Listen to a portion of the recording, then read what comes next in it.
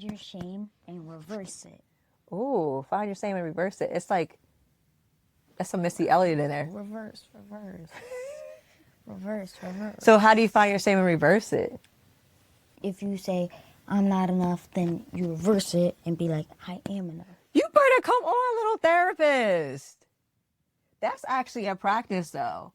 When you're thinking about naming the shame or naming the harm and actually rewriting it and actually flipping it around. How you learn that? It's just something intuitive in you? My brain. She's a natural, y'all. Welcome to Living in 3D Power, a space where questions matter, stories heal, and joy is our practice. I'm Dr. Amber Sessoms, and each week I sit down with my daughter Emma to talk honestly about life, identity, and the power of wonder. This season, we're guided by a sacred invitation. What would it look like if joy was our strategy, not our reward? Here, we discover truths long buried, discern paths toward freedom, and devote ourselves to living with authenticity and love. Together, across generations, we're learning that joy is not the prize at the finish line. It's the rhythm that carries us forward. Hey, it's me. Oh my, I messed up.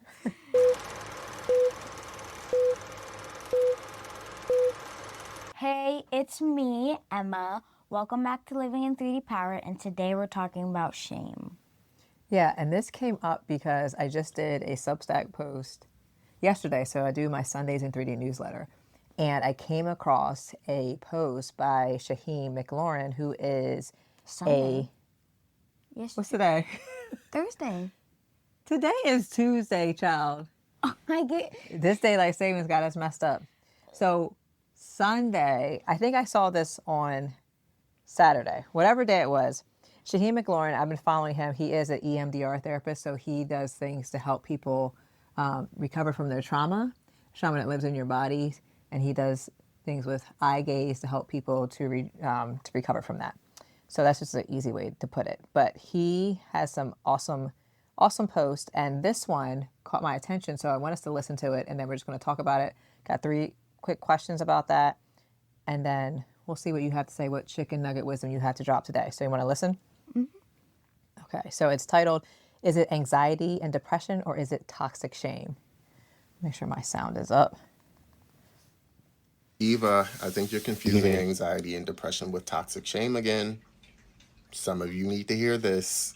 You need to understand that some of you have toxic shame, and the symptom of that is depression and anxiety, and not the cause or the root. This book, Healing the Shame That Binds You, life-changing. This is one of the books, like out of 5 books, that I say, if you can get your hands on this book, read every last page. It'll change your life. And I'm not saying it's a replacement for therapy, but it does a really good job at helping people to understand toxic shame. I'm going to read the definition. Toxic shame is a deep, chronic, and pervasive feeling of being inherently flawed, unworthy, or bad, rather than just have made a mistake. Unlike healthy shame, which is temporary and situational, toxic shame is a long-lasting, often childhood-rooted, identity-defying belief that can lead to isolation, intense self-loathing, and mental health struggles like anxiety and depression. Toxic shame often develops from early childhood trauma, neglect, or critical, dismissive, or abusive caretaking. It acts like a swampland of the soul where one feels exposed, humiliated, and that they are simply unlovable. The emotional and physical pain of this experience can manifest in various ways, from anxiety and depression to physical symptoms like stomach pain or headaches. The book goes into a lot of detail about how toxic shame can be formed, like a lot. It talks about internalizing shame, externalizing shame, how it shows up in your relationships. It talks about how it shows up with your relationship with yourself. And it talks about ways that you can overcome it. And if you're not the reading type, you better get an audiobook. And this is not sponsored. I want y'all to just have the information for free, because when I read this book, the light bulb went off, and it should be going off for y'all too. Because a lot of the times we address the symptom and not the root. A lot of us have toxic shame as a direct result of some of the traumatic experiences we've had, and that makes us feel anxious when it comes to decision making and navigating day-to-day life and relationships. Is it? So I love that. He broke it down. So there's a book about shame, and he actually, the person that he's referencing is the originator, the father of inner child work. So a lot of people would say that the work that we're doing, like, you know how I'll be like, I'm looking at little Amber and reclaiming little Amber. So they would say that this is kind of inner child work, that I'm doing my own healing from my traumas and my past hurts, right? And making sure that it doesn't carry on to you. So the book he's referencing and talking about toxic shame is John Bradshaw, who is the father, you would say, of inner child work. And a lot of people would say that the work that we're doing, and how, you know how I'll be like, oh, I'm reclaiming little Amber. This would be some of that inner child work where I'm healing old wounds, past wounds, childhood wounds, so that it doesn't get passed down to you and that I can heal, right? So when I look back at little Amber and present day Amber, I can be like, oh, you're safe, you're okay, right? And providing that safety and also that autonomy and that voice that sometimes tried to be silenced in me, that I'm giving you that freedom to do that. So it's a reclamation there. So I think that's really cool that he picked up John Bradshaw's work to talk about that. So I just had 3 questions I wanted to ask you about this. And so layering in what you just heard for Shaheem, and also thinking about John Bradshaw. So here's some things. So one of the things that came up when he was talking about toxic shame is that when you don't, that toxic shame is when you don't just feel like you did something wrong. You start to feel like you are wrong. And I'm like, ooh, that's heavy, right? So what's the difference between making a mistake from your perspective and feeling like you are a mistake? The difference is making a mistake is that, like, it's like short term, but feeling like you're a mistake is like long term, and it could last for like months, weeks, months, years. So yeah. That's good. And like that goes to what he was talking about when you think about the toxicity of it, how long standing it could be, because it switches from what you said, like just a simple thing, or it might not even be simple. Say it's something big, but it doesn't define you and your totality of who you are. It doesn't define your identity. So things that they were talking about in there is that that thing then becomes you. So if you are a bank robber, then you robbed a bank, I'll say, you become a bank robber. Like that becomes your whole identity, right? Something simple like that. Or if you burped in the middle of class, why do you look at the camera like that? Did that actually happen? Multiple times. Multiple times? And I don't care. So you don't care, but or have you been called now the burper? No. So that your identity hasn't become you burping in class. And I just brought that up as an example. And then for the fact that you're like multiple times. Everyone knows that like I burp. Why are you burping in class? What is happening? I try to keep it in like you. And then it just comes out. All that. That's how she burps. She's like, all that. Is that what you're doing in class? no. Lord. I'm like, and then everyone's like, it's Emma burping again. But you haven't been tagged, like your whole identity hasn't been burper. yeah. So that's kind of what we're saying, right? It's that you might, and not to say that burping is a mistake, it's just a natural bodily function, but there's appropriate ways to do it, or saying, excuse me, all those things, or maybe going to the bathroom, all those things. But in terms of thinking about it being the totality of who you are, if you make a mistake, I love that you said it's short term. It's not long term, like weeks, months, years. So I think that is really key. And you think about a growth mindset. Do you talk about that in school? So what did you learn about that? A growth mindset is not like, it's not like overreacting over things like, oh my gosh, I did this and this. My life is over. You're like, okay, I did this, but I can find a solution to calm myself down. Y'all better go ahead and teach these kids social emotional learning, these counselors and teachers at school, and y'all trying to get rid of it. Look at this emotionally attuned kid, right? Right? It doesn't mean like it's not the most devastating thing. It's not going to mean your life is over. I love that. And then also the growth mindset is like, this is an opportunity for me to shift, or I can see the opportunity of this so that I can make a better decision, or I can learn from this. So yes, I made this mistake. It doesn't define me, but the learning aspect is the definition, I think. So some people, when things happen to them, the mistake becomes their identity. Like they get rooted in that and bound in that. And what you're saying is, okay, I might have made a mistake, but it doesn't define me. But me learning from that mistake is what defines me, in spite of it. You better go ahead and drop these chicken nuggets. I love that. And then thinking about also another thing that Shaheem said is some of us think anxiety or sadness is the problem or depression is the problem, but it might actually be coming from something deeper like shame. So in psychology, we talk about getting to the root. So you know how you'll see maybe like some of the plants. So maybe like my fiddle leaf fig, the leaves started falling off and I'm like, not my fiddle leaf fig. How? I've had that forever. That is my... Was it? It was That's so my probably brother. 8 years old. That thing is my probably 8 years old. So it touched the ceiling at one point, and I'm like, something's wrong with the plant, right? Because the evidence was showing in the leaves, but really the root is the problem. So yeah, I could just take the leaf off, or some people even like they'll paint their leaves so they look green, but you're not getting to the systemic part of it. So the systemic part is getting to the root. So what he's saying is it might look outwardly like you're sad or you're really anxious and nervous, but the root is, ooh, there's shame that you haven't really unpacked. So the question I have related to that is, what's the difference between making a mistake? We already did that one. So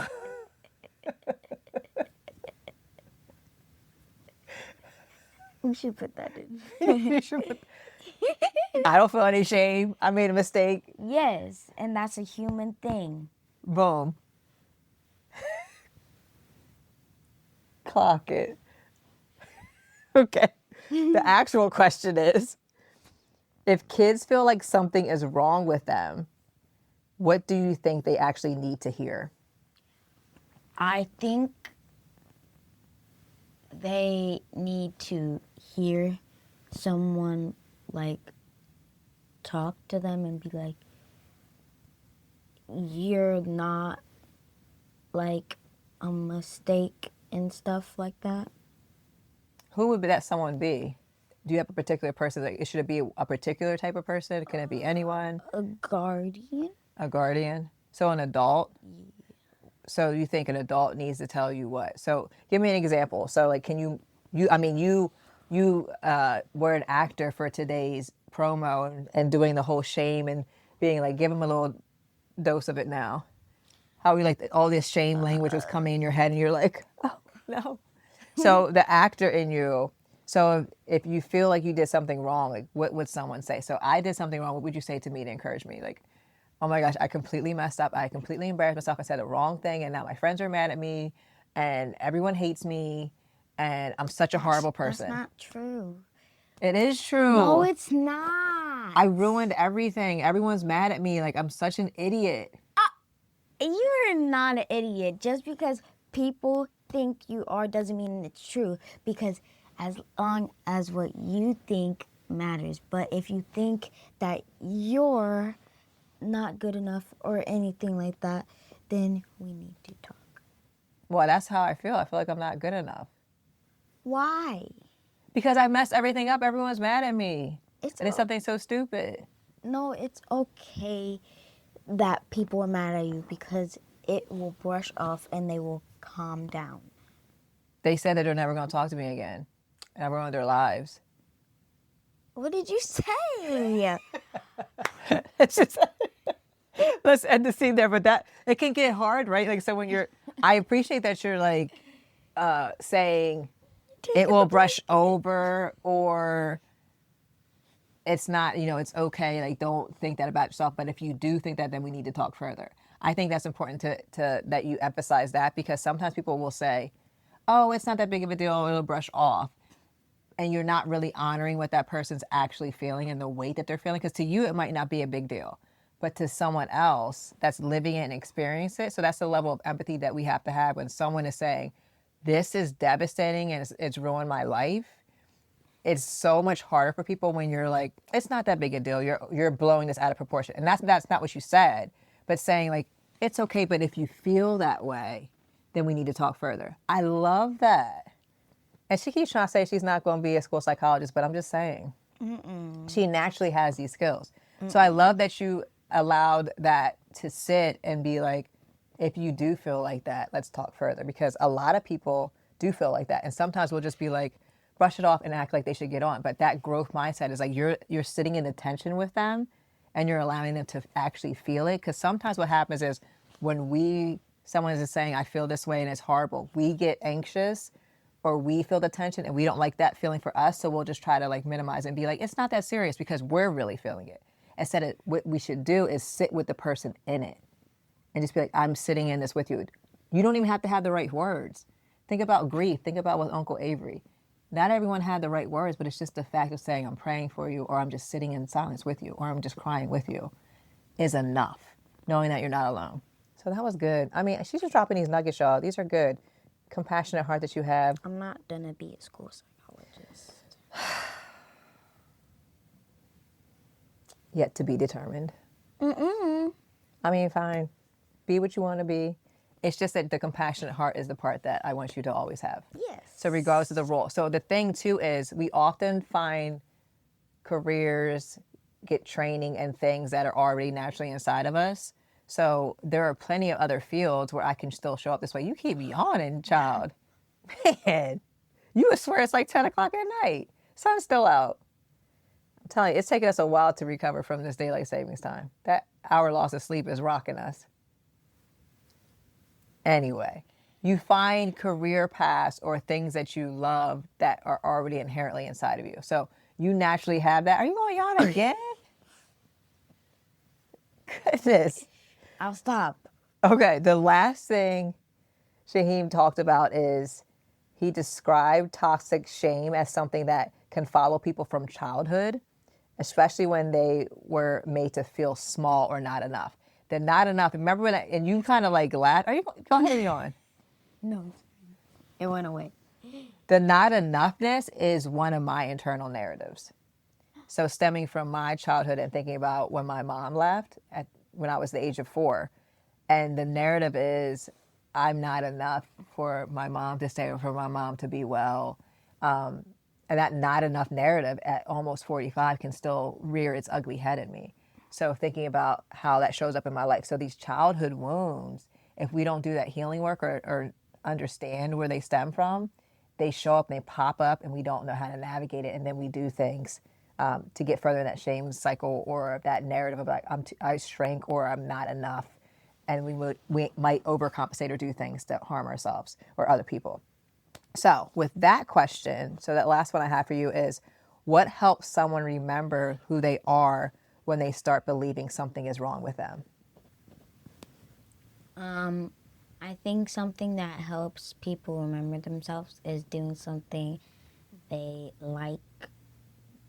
Oh, so give me an example for you. So maybe sometimes art. So do you find sometimes if you might be piano, and what else do you have over there?